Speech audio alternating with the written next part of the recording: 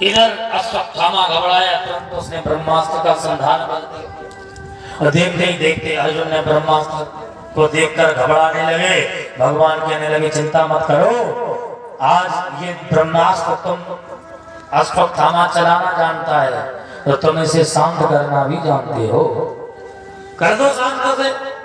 अश्वत्थामा की उस ब्रह्मास्त्र को महाराज अर्जुन ने शांत कर दिया और जैसे ही शांत किया एक फंदा बनाया और ऐसे फेंका, उसके गले में फंस जाता है। जिस प्रकार पशु घसीटा जाता है, पशुवत घसीटते हुए शिविर में लाकर पटक दिया और कहा द्रौपदी आज तुम इसके गर्दन को काट कर इसके सिर पर बैठकर अपने इसके रक्त से अपने केसों को धुलना, तब मुझे हृदय को मेरे हृदय को ठंडक मिलेगी, तब मुझे शांति मिलेगी।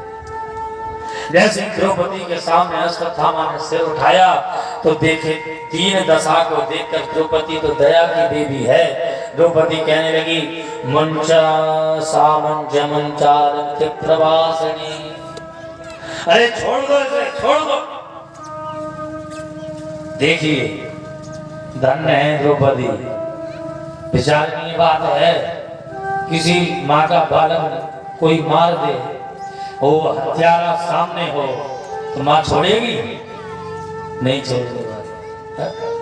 लेकिन द्रौपदी जैसी मां देखो अश्वत्थामा से कह रही है जाओ यहां से, अर्जुन से कहती है स्वामी छोड़ दो इसे, क्योंकि दया की देवी है। वो ऐसी दया होनी चाहिए। यदि दया हमारे जीवन में है तो शत्रु पर भी जिस दिन दया करनी आ जाएगी, गोविंद के दर्शन सहजता से हो जाएंगे। बोलो राधे राधे।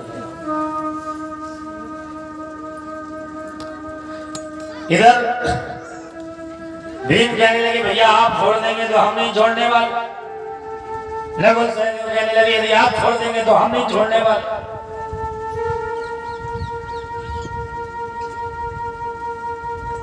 अर्जुन कहने लगे हमारे बड़े भैया भी खड़े हैं, जरा इनसे तो पूछे इनका क्या विचार है। धर्मराज युधिष्ठिर से पूछा गया। धर्मराज युधिष्ठिर कहने लगे द्रौपदी बिल्कुल सही कह रही है, सत्य कह रही है।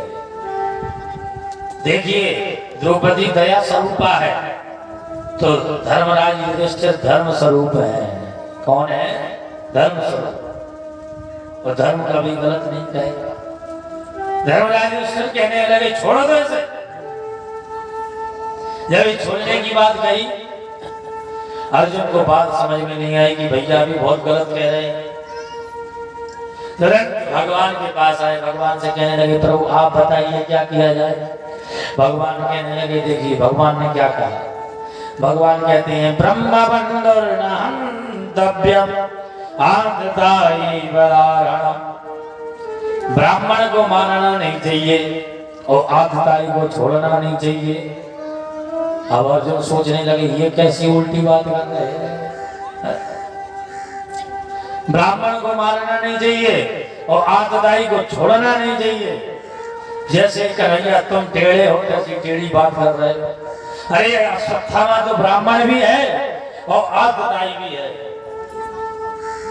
भगवान कहने लगे बस यही जानते, इससे अलावा कुछ नहीं जानते। ब्राह्मण को मारना नहीं चाहिए, आतताई को छोड़ना नहीं चाहिए। अब तुम्हारे ऊपर निर्णय है, तुम जो करना हो सो करो। अर्जुन समझ गए एक ब्राह्मण का अपमान कर दिया जाए मृत्यु के समान है। मणि को निकाल दिया, शिखा को काट दिया, आधे बाल को मुड़ कर धक्का मारकर शिविर से भगा दिया। अश्वत्थामा अपमानित होकर मृत्यु के समान अब तो और क्रोधित हुआ। इधर भगवान जब द्वारकापुरी को जाने लगे उसने ब्रह्मास्त्र का संधान कर दिया कि इनके वंश में किसी को हम पानी देने लायक नहीं छोड़ेंगे। बोलो राधे राधे।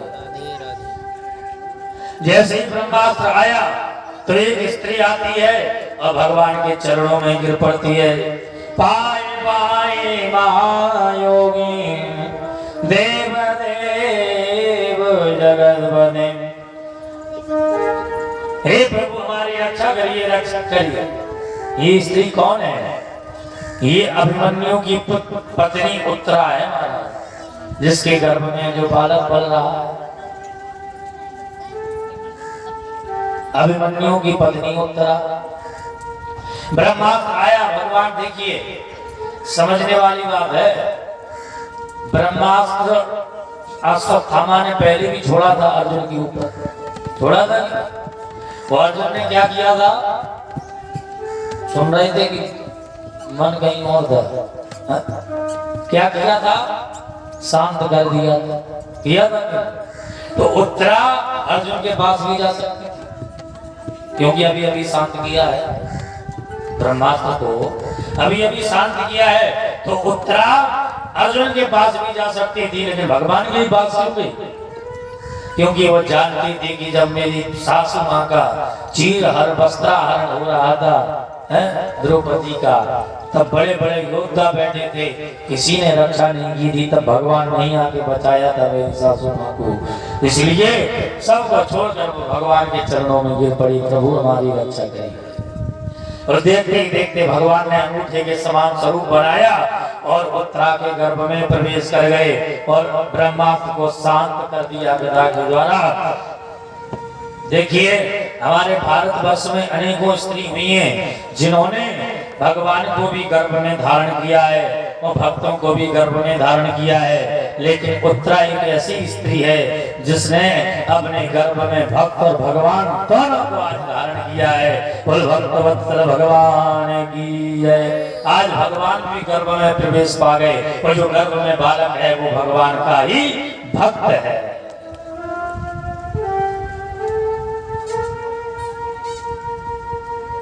उत्तरा की रक्षा की जैसे ही जाने लगते हैं तुम्हारे में विचार कुंती का स्तुति करने लगती हैं, बड़ी सुंदर कहते हैं प्रभु जब जब हमारे ऊपर कष्ट आया है तो तब आपने हमारे दुख का उपाय किया है। हाथ जोड़कर प्रार्थना करने लगी, प्रणाम करने लगी।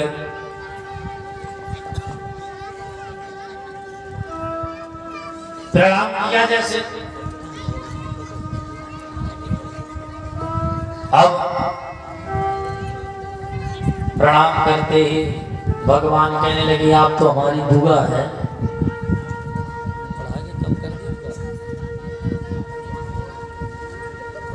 आप हमारी बुआ हैं, आप हमें क्यों प्रणाम कर रहे हैं? देखिए भगवान कह रहे हैं कुंती बुआ से कि आप हमारी बुआ जी हैं, आप हमें क्यों प्रणाम कर रही हैं? हमें आपको प्रणाम करना चाहिए, आप ये उल्टी गंगा क्यों बहा रही हैं? तो कुंती बुआ बड़ी सुंदर उत्तर देती है, कहती है कृष्णाय वासुदेवाय हरे परमात्मने प्रणतग्रे जनादाय गोविंदाय नमो नमः नंद गोप कुमाराय गोविंदाय नमो नमः। बड़ी सुंदर स्तुति की 26 श्लोकों में बड़ी सुंदर स्तुति कर रही हैं कुंती बुआ। कह रही है मैं जानती हूं कि तुम मेरे भतीजे हो, ये मैं जानती,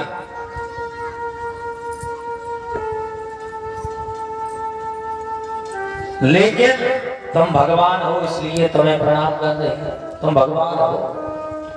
अरे जब जब हमारे ऊपर कष्ट आया है तब तब आपने दर्शन देने के लिए हमारे सामने आए हैं प्रभु, तो क्या आप आपकी हम स्तुति नहीं कर सकते, प्रार्थना नहीं कर सकते, प्रणाम नहीं कर सकते?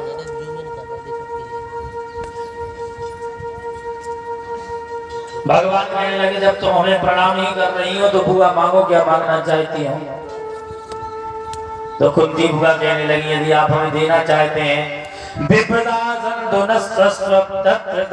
जगद्गुरु, यदि प्रभु आप हमें देना चाहती हैं तो हमें विपत्तियां दुख दे दो। देखिए ऐसा संसार में कोई ऐसा भक्त है जो भगवान से दुख मांगे? कुंती बुआ आज दुख मांग रही है, कह रही है कि यदि आप हमें देना चाहते हैं तो दुख दे दीजिए। भगवान कहने लगे बुआ ये क्या मांग रही हो? अरे आपको कब सुख मिला है सो दुख मांग रही है? कब सुख मिला?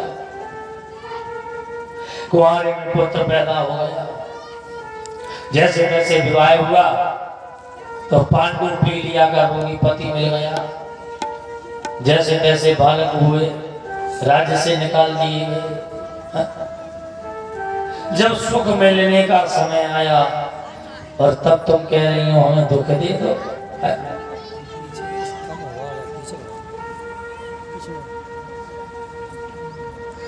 जब सुख मिलने का समय आया तब तुम दुख मांग रहे,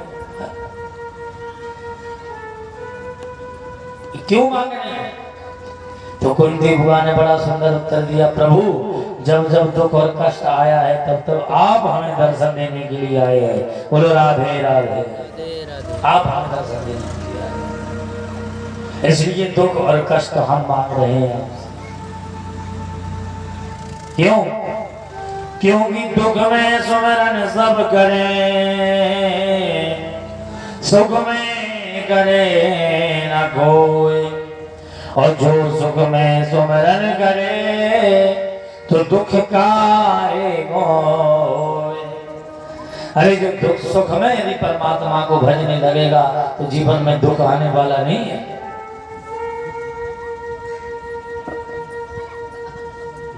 इसलिए हमें दुख चाहिए।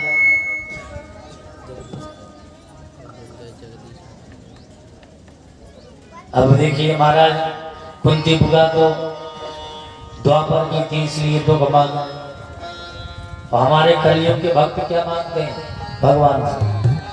कलयुग के लोग महाराज, हनुमान जी महाराज नौकरी लग जाए सरकारी, 51 रुपया को प्रसाद चढ़ाएंगे। रुपया 51, नौकरी 51,000 की कहाँ से मिल जाएगी? दान देने में 10 रुपया दिखाएंगे, 100 रुपया दिखाएंगे, वो मांगेंगे भगवान से बहुत कुछ मांगेंगे कि नहीं? हमें एक ऐसा व्यक्ति किसी के पास, अब जैसे दान चल रहा है या में सब दान दे रहे हैं, और चंदा मांगने जाओ किसी के पास तो रुपया कम दिखाएंगे। आप ये बताइए, आपका रुपया है सो आप कम दिखा रहे हो, है तो भगवान ही, तुम्हारा क्या है? विचार करिए, जो 100 रुपए दिखा रहे हैं क्या वो भगवान से मांगते नहीं है? अब तुम ना मांगो भगवान से तो हम माने, मांगते तो सभी हैं। वो कलयुग के भक्त जब मन, अच्छा सबसे ज्यादा चतुर भक्त कलयुग के हो गए, वो सबसे ज्यादा भगवान को ठगने वाले कलयुग के भक्त हैं। बोलो राधे राधे। समझने वाली बात है, ध्यान से सुनेंगे आप। तो देखिए कलयुग के भक्त मंदिर में जाते हैं, क्या कहते हैं? प्रभु जो हमारा है सब आपका है, तन मन धन सब तेरा, क्या लागे मेरा प्रभु, क्या लागे मेरा, तेरा तुझको अर्पण, प्रभु जी को, प्रभु को समर्पण, क्या लागे मेरा। ओम जय जगदीश हरे। अब देखिए क्या कह रहे हैं मंदिर में, तन मन धन सब तेरा, क्या लागे मेरा। अब विचार आया मन में, जैसी प्रार्थना हुई, स्तुति हुई, प्रणाम कर लिया, ध्यान से सुनेंगे सब लोग। और जैसे प्रणाम कर लिया, अब मन में सोच रहे हैं जब भगवान को सब दे दिया, अब हमारे पास क्या बचा है? क्या बचा हमारे पास? हमारे पास तो कुछ नहीं बचा। तो जाते जाते क्या कहते हैं? सुख संपत्ति घर आवे। पहले क्या कहा? धन मन धन सब तेरा, क्या लागे मेरा। अब जब कुछ नहीं बचा हमारे पास तो कहने लगे सुख संपत्ति घर आवे, कष्ट मिटे दर्द का स्वामी, कष्ट मिटे दर्द का, सुख संपत्ति घर आवे, सुख संपत्ति घर आवे, कष्ट मिटे दर्द का। ओम जय जगदीश हरे। अब बताओ भगवान के पास क्या बचा? तन मन धन सब तेरा, क्या लागे मेरा? अब सुख संपत्ति सब घर आवे, सब ले लिया, पहले सब दे दिया, आप सब ले लिया, क्या बचा भगवान के?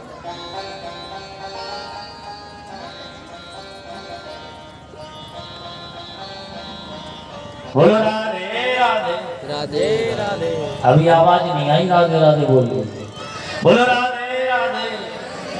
हाँ, अच्छा एक बूढ़ी मैया थी, कलयुग की बड़ी भोलेनाथ की भक्त थी, ध्यान से सुनेंगे आप।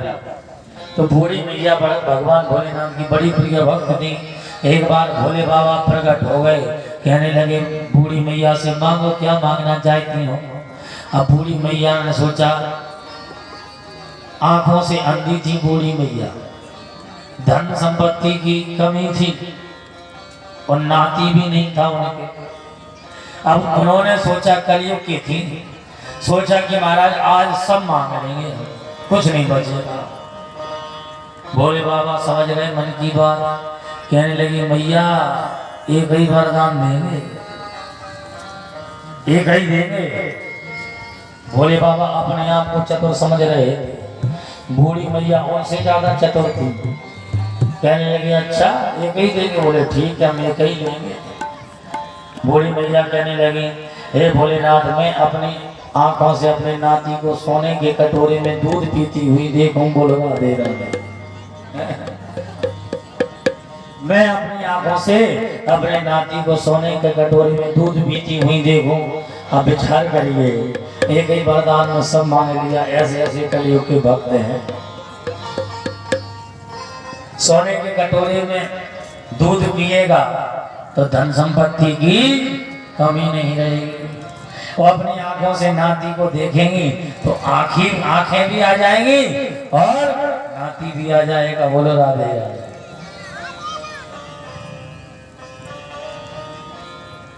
ऐसे ऐसे कलयुग के चतुर भक्त हैं। ये एक सच्चा भगवान का भक्त था। भगवान ने उससे कहा, बड़ा धनवान था, धनाढ्य था। भगवान कहने लगे ये बंगला किसका है? भक्त बोला प्रभु आपका है। बोले गाड़ी किसकी है? भक्त बोला प्रभु आपकी है। अंदर जितनी वस्तु महंगी महंगी थी, भगवान ने कहा ये किसकी है, ये किसकी है? भक्त बोला प्रभु आपकी है। और जैसे ही मंदिर में गए ठाकुर जी के और लड्डू गोपाल बैठे थे, बोले ये किसकी है? तो भक्त कहने लगा कि जो बाहर आप देख रहे हैं वो सब आपका है, ये केवल मेरा है। बोलो राधे राधे। ये होता है सच्चा भक्त। आगे महाराज जाते हैं भगवान भीष्म पितामह का मोक्ष करते हैं दर्शन देकर। और भीष्म पितामह कहते हैं प्रभु इच्छा मृत्यु का वरदान था ना। कहते हैं प्रभु ये एक हमारी इच्छा है। बोले कौन सी इच्छा? बोले इच्छा ये है कि आप हमारी पुत्री से विवाह कर लो, शादी कर लो। भगवान चक्कर में पड़ गए, तुम तो निष्ठिक ब्रह्मचारी, तुम्हारी पुत्री कहाँ से आ गई? भीष्म पितामह कहने लगे इति मति उत्कल्पिता वितृष्णाम। जो हमारी बुद्धि है, जो बुद्धि है यही हमारी पुत्री है। बस हमारी बुद्धि आप अपनी चरणों की दासी बना लो, बस यही हम चाहते हैं। बोलो राधे राधे। मोक्ष किया, दर्शन देकर भगवान के सामने मोक्ष प्राप्त कर जाते हैं। ऐसा सौभाग्य किसी को मिल सकता है? विचार करेंगे तो हमेशा यही हमें प्रार्थना करनी चाहिए। इतना दोगर न स्वामी जब प्राण तन से निकले। इतना दोगर न स्वामी जब प्राण तन से निकले।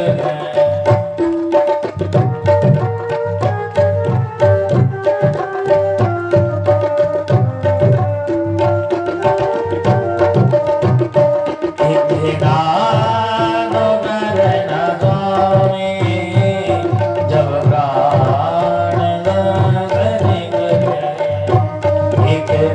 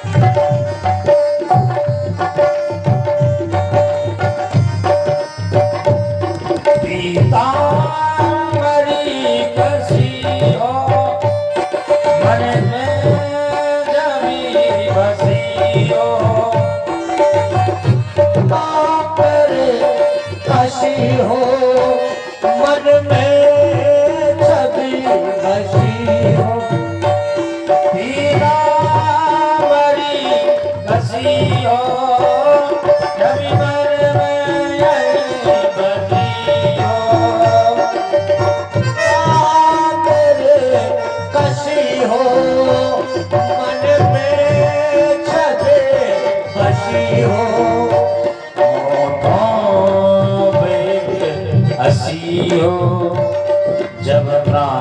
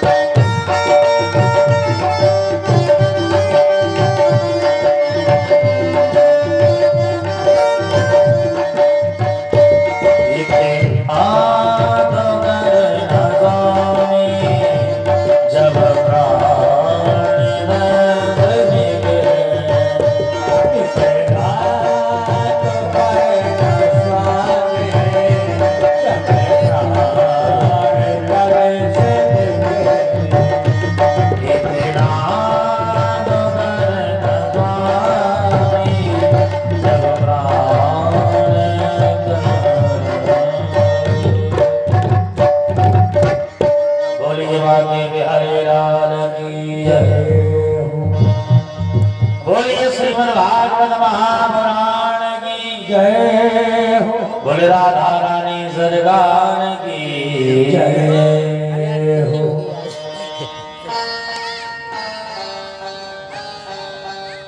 भगवान पांडवापुरी को चले जाते हैं। देखिए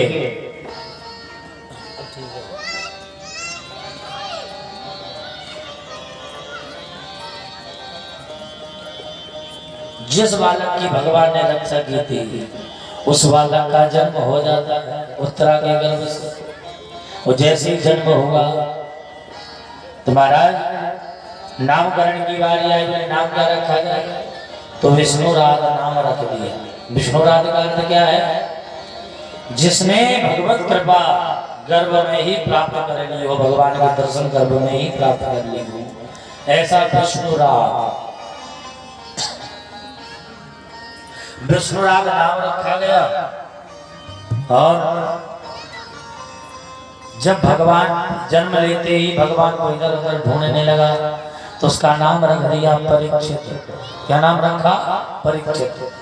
परिताक्षति यस्सा परीक्षिता, जो अपनी इच्छा से परमात्मा को खोजे वो परीक्षित।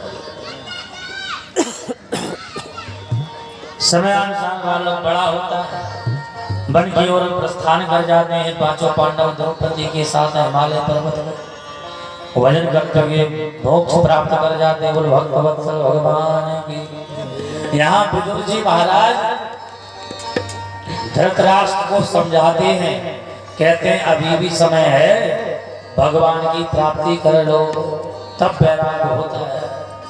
देखिए सब पुत्रों का सर्वनाश करवा लिया, अब वैराग्य हुआ। और जब वैराग्य हुआ भगवान का भजन करने के लिए चले गए।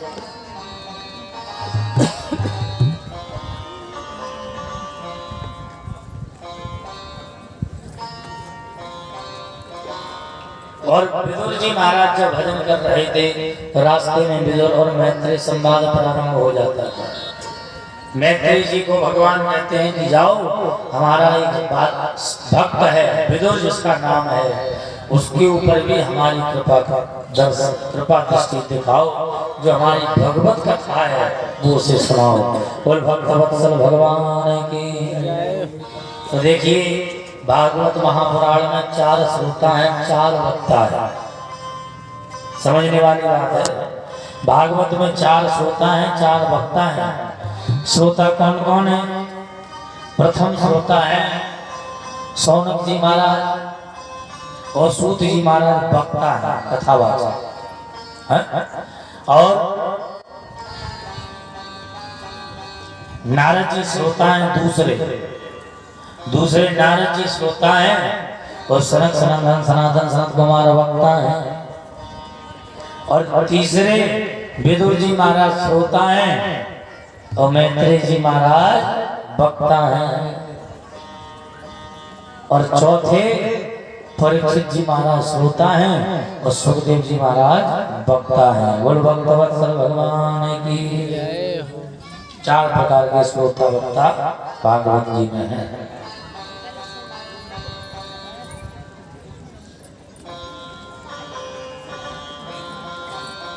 इधर जब परीक्षित बड़ा हो जाता है, राज तिलक कर दिया जाता है, समय अनुसार राज सुचारू रूप से जब परीक्षित चलाने लगे तो एक बार दिग्विजय के लिए निकलते हैं। और जब दिग्विजय के लिए निकले तो महाराज एक काला काला पुरुष गाय बैल को मार रहा था। क्रोध आया, तुम्हारी हिम्मत कैसे हुई मारने की?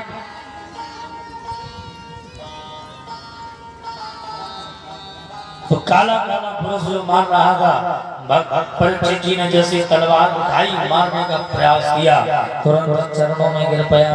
महाराज कहने लगा शरण में आ गया हूँ, क्षमा कर दो। तो ये राज धर्म का नियम है, जो शरण में आ जाए उसे क्षमा कर देना चाहिए। परीक्षित ने क्षमा कर दिया। कहने लगे तुम कौन हो? बोले मैं कलियुग हूँ। बोले तो यहाँ क्यों क्या कर रहे हो? जाओ और हमारे राज्य से निकल जाओ। परीक्षित जी से कहने लगा ऐसी जगह कौन सी जहाँ तुम्हारा राज्य नहीं है? आप चक्रवर्ती सम्राट हैं, कहाँ चले जाए?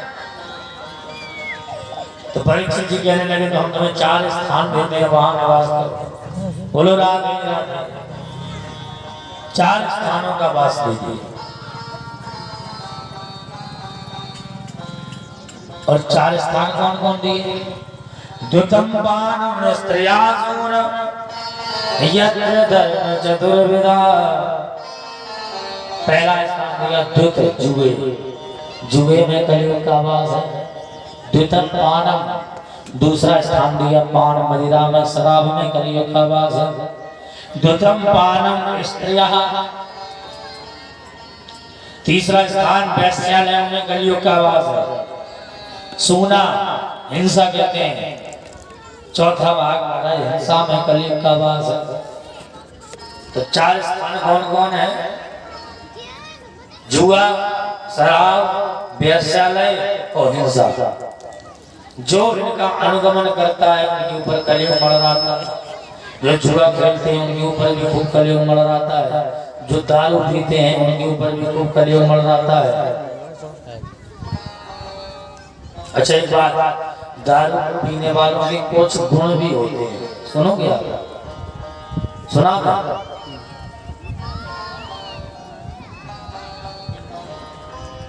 बताओ आप, सुना था? तो दारू पीने वाले के गुण ये हैं कि जो दारू पीता है वाला शराब, उसे कभी कुत्ता नहीं काटता है। क्यों नहीं काटता है? इसलिए नहीं काटता है क्योंकि कुत्ता कहाँ लौटता है? नाली है? अब वो भी पी के नाली में पड़े रहते हैं, तो कुत्ता सोचता है कि हमारी बिरादरी के हैं, हम क्या काटते हैं? बोलो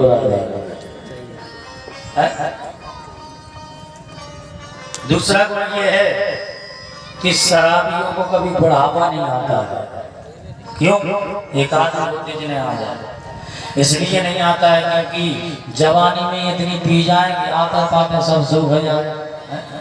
अब बुढ़ापा तो जब आएगा जब जवानी बचेगी, जवानी में मर जाए तो बुढ़ापा कहाँ से आएगा?